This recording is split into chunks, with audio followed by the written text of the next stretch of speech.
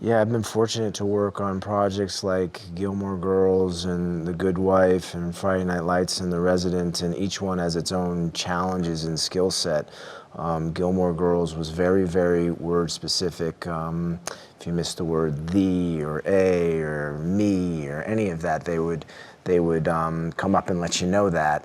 And that was a great skill set to learn, especially when it was basically my first job that was for an extended period of time, because it forced me to be so particular with every single word when I'm breaking it down from an actor's perspective. So I think that that couldn't have been any better of a training ground for me in terms of Gilmore Girls, and also that writing by Amy Sherman Palladino and Dan Palladino was amazing. That's a specific kind of skill versus which is quite a bit different is Friday Night Lights was very improv based. I loved that show, was grateful to be on that show, and that improv is a different skill as well. So each of these skills kind of stretch you as an actor and kind of put these different specific skills into your toolbox, so to speak. The Good Wife was a legal drama, and that legal dialogue was incredibly difficult, and the medical genre and the medical dialogue with the residents incredibly difficult. But what you also want is not just the dialogue itself, but you want to be able to visualize and understand everything that you're saying. And so that entails an incredible amount of research and preparation and work in terms of both of those shows, The Good Wife and The Resident. People often ask me in terms of The Resident versus The Good Wife, which is more challenging in terms of the legal or the medical jargon and verbiage. And The Resident is more difficult because the medical has this physicality that's involved with it. A lot of times The Resident is actually an action show with what we have to do in terms of saving lives. So when you are combining the medical dialogue with the blocking and with the movements, it's like, you know, patting your head and going like this. It's incredibly difficult on the brain, and that's the challenge of it. Those medical scenes are the most difficult scenes that we shoot and most challenging for all the actors.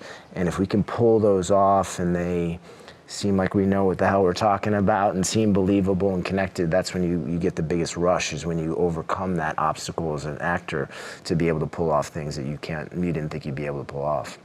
I would entertain those ideas to work with Amy Sherman Palladino and Dan Palladino again, or Robert King and Michelle King, who did the Good Wife and Gilmore Girls. I would entertain those ideas for sure. In terms of right now, specifically for me, you know, the Resident is certainly all consuming in terms of all of my brain power and my time. So do I give thought to any other projects, see those or others at this particular point? I really don't. You know, we shoot 23 episodes a season. We go from July to April time period. So it's pretty much all encompassing to try and make these stories come to life. So for me, my brain is filled with Conrad Hawkins. My brain is filled with the Residents. But I would be grateful to entertain any ideas of other projects when my brain is empty. Yeah, one of the reasons I wanted to do The Resident is a friend of mine, her mother passed away from a medical error, and that was in 2015, and I read the pilot for The Resident in 2017. So the opening of the pilot for The Resident is our character, Dr. Bell, creates a medical error and then covers it up. And so a lot of people have asked me, well, was that very surprising to you and jarring to you? And it was actually, no, it was very personal to me. And so I felt like, well, if I have that kind of personal connection to this show, then think of how many other people have had these experiences.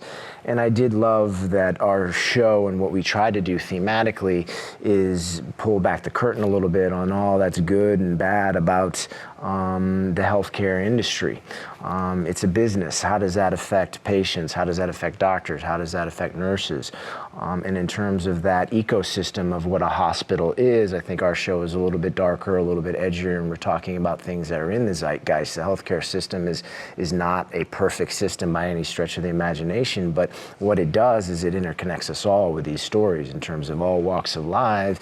We all have these questions of life and death. We've all probably spent time in a hospital, either personally or been by someone, a loved one, to go into a hospital. So that piece of the interconnectedness of that world of the hospital and the medical genre as a whole, combined with this different thematic element of pulling back the curtain that was a little bit different in this beloved genre, is why I wanted to do it.